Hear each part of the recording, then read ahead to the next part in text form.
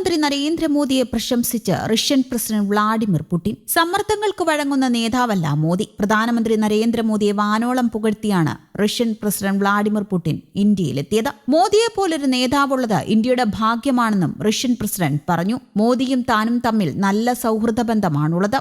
സാമ്പത്തിക സഹകരണം, പ്രതിരോധം, മാനുഷിക ബന്ധങ്ങൾ, ഉയർന്ന സാങ്കേതിക വിദ്യ തുടങ്ങിയ മേഖലകളിൽ ഇന്ത്യയും റഷ്യയും തമ്മിലുള്ള ബന്ധം ശക്തിപ്പെടുത്താൻ മോദി പ്രതിജ്ഞാബദ്ധനാണെന്ന് പുടിൻ പറഞ്ഞു. മോദിയെ കാണുന്നത് വളരെ സന്തോഷം നൽകുന്ന കാര്യമാണെന്നും അദ്ദേഹം കൂട്ടിച്ചേർത്തു. വിശ്വസിക്കാവുന്ന സുഹൃത്തെന്നാണ് പുടിൻ മോദിയെ വിശേഷിപ്പിച്ചത്. ഇത് താൻ ഏറെ ആത്മാർത്ഥതയോടെയാണ് പറയുന്നത് എന്നും പുടിൻ പറഞ്ഞു. ഇന്ത്യയുടെ ഭാഗ്യമാണ് അദ്ദേഹത്തെ പോലൊരു നേതാവ്. അദ്ദേഹം ഇന്ത്യക്കായാണ് ജീവിക്കുന്നത് എന്നും പുടിൻ പ്രശംസിച്ചു. മോദിയുമായി സംസാരിക്കാൻ കഴിഞ്ഞതിൽ വലിയ സന്തോഷമുണ്ടെന്നും അദ്ദേഹം കൂട്ടിച്ചേർത്തു. വിശ്വസിക്കാവുന്ന സുഹൃത്തെന്നാണ് പുടിൻ മോദിയെ വിശേഷിപ്പിച്ചത്. സാമ്പത്തിക സഹകരണം, പ്രതിരോധം, മാനുഷിക സഹായം, സാങ്കേതിക വിദ്യ, വികസനം തുടങ്ങിയ പ്രധാന മേഖലകളിൽ ഇന്ത്യയും റഷ്യയും തമ്മിലുള്ള ബന്ധം ശക്തിപ്പെടുത്താൻ അദ്ദേഹം പ്രതിജ്ഞാബദ്ധനാണെന്നും പുടിൻ പറഞ്ഞു. പ്രധാനമന്ത്രി നരേന്ദ്രമോദിയുടെ മുൻ മോസ്കോ സന്ദർശനം റഷ്യൻ പ്രസിഡന്റ് ഓർത്തെടുത്തു. തന്റെ വസതിയിൽ ഒരുമിച്ചിരുന്നു. വൈകുന്നേരം ചായ കുടിക്കുകയും വിവിധ വിഷയങ്ങൾ ചർച്ച ചെയ്യുകയും ചെയ്തു. രസകരമായിരുന്നു ആ സംഭാഷണങ്ങളെന്നും പുടിൻ പറഞ്ഞു. പുടിൻ 2 ദിവസത്തെ സന്ദർശനത്തിനായാണ് ഡൽഹിയിലെത്തിയത്. പ്രതിരോധം, വ്യാപാരം, സാങ്കേതിക വിദ്യ തുടങ്ങിയ മേഖലകളിലെ സഹകരണം സംബന്ധിച്ച് ഇരുവരും ചർച്ച ചെയ്യും.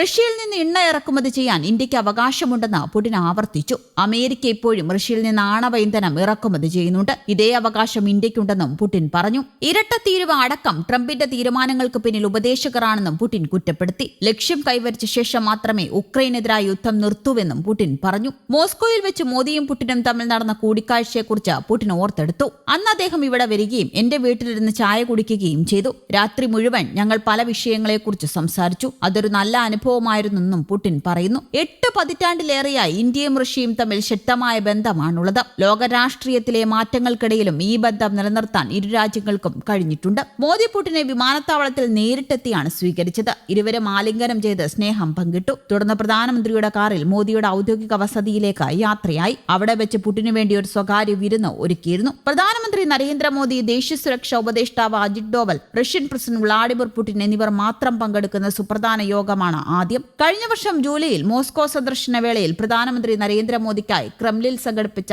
സ്വകാര്യ യോഗത്തിന്റെ ശൈലിയിലാണ് ഡൽഹിയിലെ കൂടിക്കാഴ്ച. പുടിന്റെ ഇന്ത്യ സന്ദർശനത്തിലെ ഏറ്റവും പ്രധാനപ്പെട്ട നിമിഷങ്ങളിലൊന്നായിരുന്നു ഈ കൂടിക്കാഴ്ച. പ്രധാനമന്ത്രിയുടെ ഔദ്യോഗിക വസതിയായ ലോക് കല്യാൺ മാർഗിൽ മോദി ഒരു സ്വകാര്യ അത്താഴ വിരുന്നും സംഘടിപ്പിച്ചു. ഇതിനു മുമ്പ് ഷാങ്ഹായ് കോഓപ്പറേഷൻ ഓർഗനൈസേഷൻ ഉച്ചകോടിയിൽ വെച്ച് ചൈനയിലെ ടിയാൻജിനിൽ വെച്ച് മോദിയും പുടിനും കണ്ടുമുട്ടിയിരുന്നു.